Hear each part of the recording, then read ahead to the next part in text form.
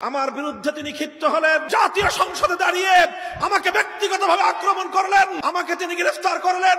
তাকে ধরে আনতে হবে।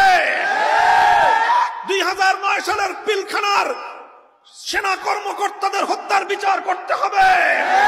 2013 সালের শাপলা চত্বরের বীর শহীদদের হত্যাকাণ্ডের বিচার করতে হবে। 2021 সালের হত্যাকাণ্ডের বিচার করতে হবে। 2024 সালের বৈষম্য বিরোধী আন্দোলনের শাহাদাত বরণকারী সহস্রাধিক প্রাণের মূল্য আমাদেরকে আদায় করতে হবে। হিংসা বা বিদ্বেষের বশবর্তী না হয়ে স্বাভাবিকভাবে উদারতার দৃষ্টিভঙ্গি নিয়ে আমরা কাজ করব। তবে মনে রাখতে হবে, হযরত রাসূল সাল্লাল্লাহু আলাইহি ওয়াসাল্লাম যেদিন ঐতিহাসিক মক্কা বিজয় করেছিলেন, মক্কা বিজয়ের দিন আল্লাহর নবী সাধারণ ক্ষমা ঘোষণা করেছিলেন, কিন্তু একটা ব্ল্যাক লিস্ট ছিল নবীজির, একটা ব্ল্যাক লিস্ট। কিছু দুরাচার, যাদের অত্যাচার অবিচার সীমাতিরিক্ত ছিল, তাদের ব্যাপারে আল্লাহর নবী ঘোষণা করেছিলেন তাদের কোনো ক্ষমা নাই। সোনারগাঁয়ের এই শত শত মানুষের উপর নিপীড়নের জন্য চিহ্নিত কিছু ব্ল্যাক লিস্টেড মানুষ দায়ী, তাদের তালিকা আমরা ঘোষণা করব প্রয়োজনে, এবং তাদেরকে সোনারগাঁয়ে চিরদিনের জন্য অবাঞ্ছিত ঘোষণা করতে হবে। প্রিয় এলাকাবাসী, সোনারগাঁয়ের মানুষ, সোনারগাঁয়ের সর্বস্তরের তৌহিদি জনতা, আমরা আল্লাহ পাক রব্বুল আলামিনের দরবারে শুকরিয়া আদায় করি যে আমাদের 16 বছর অন্ধকার সময়ে আমাদের বুকের উপর চেপে বসেছিল এক জালিম শাহী জগদ্দল পাথরের মতো। বাংলাদেশের মানুষের ধারণা হয়ে গিয়েছিল যে এই জালিম শাহীকে বুঝি আর আমাদের বুকের উপর থেকে নামানো সম্ভব না। আর তাদের আত্মবিশ্বাস এই পরিমাণ ছিল যে তাদেরকে হটানোর মতো, অপসারণের মতো কোনো শক্তি নেই। কিন্তু আল্লাহর কোরআন যেভাবে বলেছে, ফাআতাহুমুল্লাহু মিন হাইসু লাম ইয়াহতাসিবু, তারা তাদের পতনের সব দিক, সকল দুয়ারগুলো রুদ্ধ করে আত্মবিশ্বাসের সাথে তারা রাষ্ট্রীয় ক্ষমতার মসনদকে জবরদখল করে বসেছিল। জালিম শাহীর ঘোষণা ছিল, এটা সকল মানুষের মুখে মুখে ছিল, যে লক্ষ মানুষকেও যদি হত্যা করতে হয়, এই লাখো মানুষের রক্ত এবং লাশের উপর দিয়ে শেখ হাসিনা ক্ষমতা চালায় যাবে। এটাই ছিল তার মনোভাব। কিন্তু যখন আল্লাহ পাক রব্বুল আলামিন তার বিদায়ের ঘণ্টা বাজিয়ে দিয়েছেন, তখন তার দাদা বাবুরাও তাকে রক্ষা করতে এগিয়ে আসেনি। আমরা আগামী দিনের এই সকল জালিমের উত্তরাধিকারীদেরকে বলতে চাই, এই বাংলাদেশে বসবাস করতে হলে, এদেশের মানুষকে নিয়ে রাজনীতি করতে হলে, এদেশের মানুষের সঙ্গে কাজ করতে হলে, এদেশের মানুষের হৃদয়ের আবেগকে বুঝতে হবে, মানুষের হৃদয়ের পালস বুঝতে হবে। ইসলামের বিরুদ্ধাচরণ করে জনগণের ভাগ্যকে নিয়ে ছিনিমিনি খেলে হয়তো দীর্ঘদিন ক্ষমতায় থাকতে পারবেন, কিন্তু কোন ক্ষমতা চিরস্থায়ী হতে পারে না। কোন ক্ষমতা চিরস্থায়ী হতে পারে না। বাংলাদেশ 2024 সালের 5ই আগস্ট স্বাধীনতার নতুন ধাপে উন্নীত হয়েছে। এই স্বাধীনতা ফ্যাসিবাদের জুলুম থেকে স্বাধীনতা, এই স্বাধীনতা নব্য বাকশালীদের হাত থেকে স্বাধীনতা, এই স্বাধীনতা নতুন করে বাংলাদেশকে দিল্লির গোলামে পরিণত করার ষড়যন্ত্রের হাত থেকে স্বাধীনতা। এখনো দিল্লিতে বসে কেউ যদি স্বপ্ন দেখে শাহজালালের বাংলাদেশকে আবার নরেন্দ্র মোদীদের করতলগত করবে, নরেন্দ্র মোদীদের স্বার্থের বলি বানাবে বাংলাদেশকে, আমরা পরিষ্কার ভাষায় বলে দিতে চাই, যেমনি ভাবে রক্তের বিনিময়ে বাংলা তার স্বাধীনতা অর্জন করেছিল, রক্ত দিয়ে 75 সালে একবার তারা যেভাবে স্বৈরাচারীদেরকে ক্ষমতা মানুষের অধিকার নিয়ে ছিনিমিনি খেলেছিল।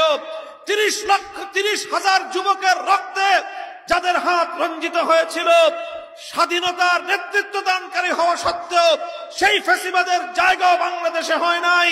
2024 সালেও নব্য ফ্যাসিবাদের জায়গা বাংলাদেশে হয় নাই। আগামী দিনে যদি কেউ আবার ফ্যাসিবাদের চর্চা করবার দুঃস্বপ্ন দেখে, স্পষ্ট বার্তা দিয়ে দিতে চাই, বাংলাদেশের মানুষ আর কোনদিন ফ্যাসিবাদকে মেনে নেবে না ইনশাআল্লাহ। আমরা আছি তোমার সাথে, আমরা আছি তোমার সাথে। হুঁশিয়ার সাবধান। প্রিয় এলাকাবাসী, আমরা বলতে চাই, আপনাদেরকে বলতে চাই যে এটা বৈষম্যের বিরুদ্ধে সংগ্রাম। এই সংগ্রাম আমরা দেখেছি যে অল্প জুলাই মাসের শুরু থেকে শুরু হলো, আগস্টের 5 তারিখ এসে এই সংগ্রাম তার সফলতার পানে উন্নীত হলো। কিন্তু আসলে ব্যাপারটা শুধু এতটুকুই নয়। এই বৈষম্য বিরোধী সংগ্রামের বিজয়ের পিছনে রয়েছে অনেক দীর্ঘ ইতিহাস, রয়েছে অনেক মায়ের চোখের অশ্রু। এই সংগ্রামের সফলতার পিছনে রয়েছে অনেক বাবার ঘাম। এই সংগ্রামের পিছনে রয়েছে অনেক ভাইয়ের রক্ত। এই সংগ্রামের সফলতার জন্য অবশ্যই সেই সকল শহীদানদের প্রতি জাতিকে চিরদিন কৃতজ্ঞতা পাশে আবদ্ধ থাকতে হবে। 2009 সালের পিলখানার এক কথিত বিদ্রোহের মাধ্যমে প্রায় 57 জন দেশপ্রেমিক সেনা কর্মকর্তাকে হত্যা করে ষড়যন্ত্রের রাজনীতি শুরু হয়েছিল। 2013 সালে শাপলা চত্বরে রাতের অন্ধকারে নির্মমভাবে তাহাজ্জুদরত ঘুমন্ত আলেম ওলামা, হেফাজতে ইসলামের নেতাকর্মীদেরকে নির্মমভাবে হত্যা করা হয়েছিল। 2014 সালে নির্বাচন পূর্ববর্তী সময়ে গোটা বাংলাদেশে বিরোধী দলগুলোর নেতা কর্মীদের উপর অকথ্য নির্যাতন পরিচালিত হয়েছিল।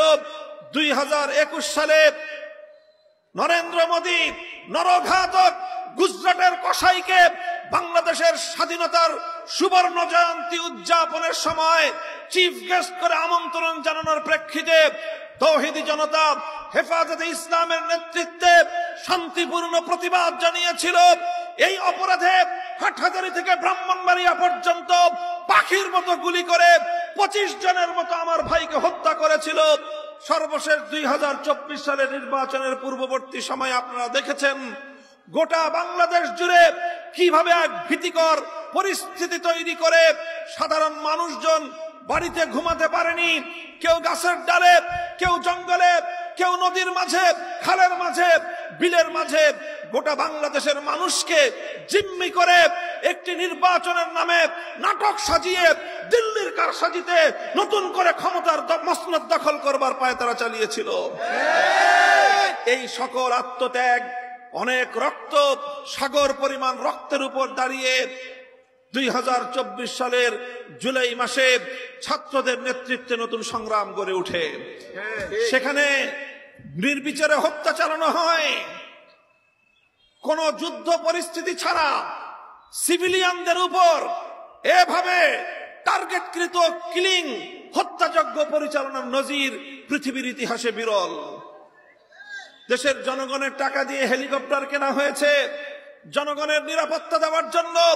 সেই হেলিকপ্টার থেকে শেখ হাসিনার লালিত গুন্ডা বাহিনী, তারা আইন শৃঙ্খলা রক্ষাকারী বাহিনীর ইউনিফর্ম গায়ে দিয়ে, যারা দলীয় বিবেচনায় চাকরি নিয়ে তারা জনগণের বিরুদ্ধে যুদ্ধ ঘোষণা করে হেলিকপ্টার থেকে গুলি করে করে, মাথার মধ্যে গুলি করে করে 3 বছরের শিশু থেকে নিয়ে শুরু করে নারী পুরুষ নির্বিচারে মানুষকে হত্যা করেছে।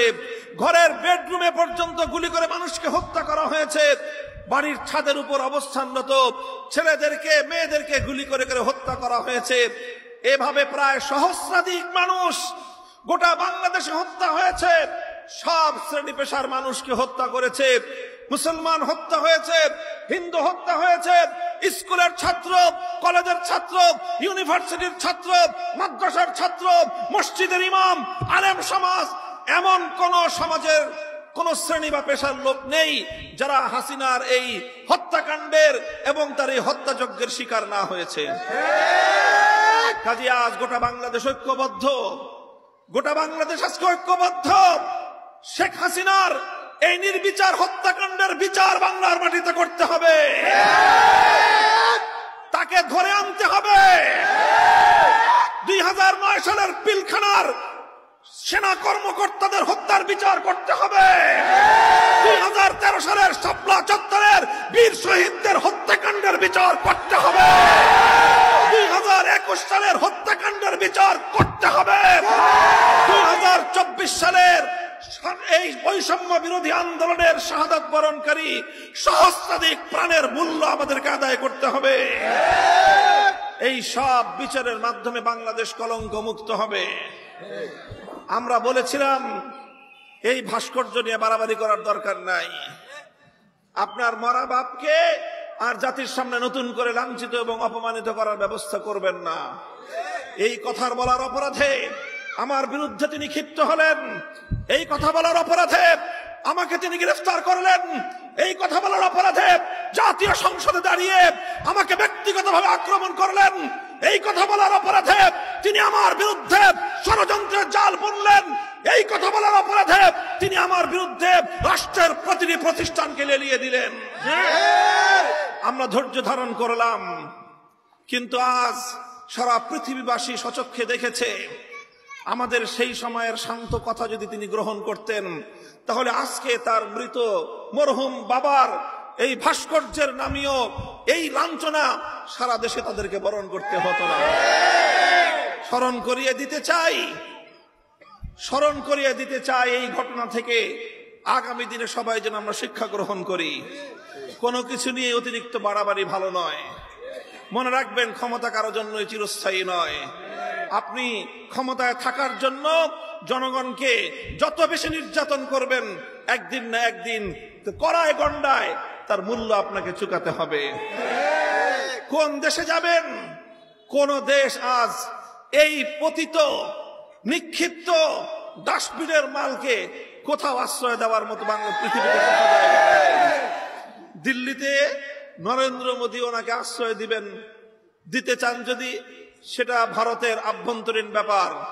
আমরা পরিষ্কার হুঁশিয়ারি উচ্চারণ করতে চাই, দিল্লিতে শেখ হাসিনা এবং তার পুরা পরিবার নির্বাসিত হোক, পুনর্বাসিত হোক, আমাদের আপত্তি নাই। কিন্তু খবরদার, দিল্লিতে বসে বাংলাদেশের আভ্যন্তরীণ বিষয়ে নাক গলাবার চেষ্টা করলে এদেশের 18 কোটি মানুষ স্বাধীনতা রক্ষার জন্য যুদ্ধের ময়দানে হাজির থাকবে।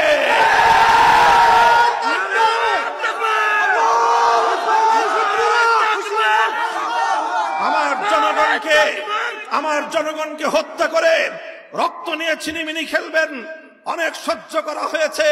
কোন খুনিকে যদি আশ্রয় দেওয়া হয়, দিল্লির বিরুদ্ধে বাংলাদেশ সব ধরনের আইনানুগ ব্যবস্থা গ্রহণ করবে।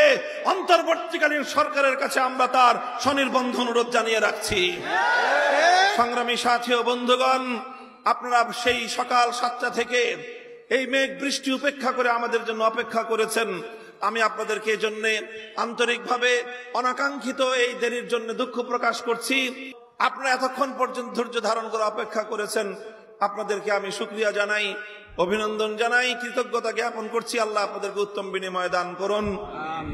আবারও আমি এই সকল শহীদানের রুহের মাগফিরাত কামনা করে, বিশেষ করে আমাদের মরহুম শহীদ ইকবাল সাহেব রহমতুল্লাহ আলাইহির রুহের মাগফিরাত কামনা করে আপনাদের সকলকে আগামী দিনের সংগ্রামের শুভেচ্ছা জানিয়ে, সংগ্রামে আহ্বান জানিয়ে, বাংলাদেশ খেলাফত মজলিসের পতাকা তলে আপনারা সামিল হয়ে আগামী দিনে খেলাফত প্রতিষ্ঠার সংগ্রামকে সামনের দিকে অগ্রসর করে নিয়ে যাবেন।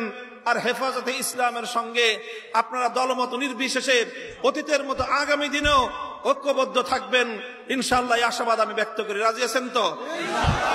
আল্লাহ পাক রব্বুল আলামিন তৌফিক দান করুন। হেফাজতে ইসলাম ছিল, হেফাজতে ইসলাম আছে, হেফাজতে ইসলাম থাকবে।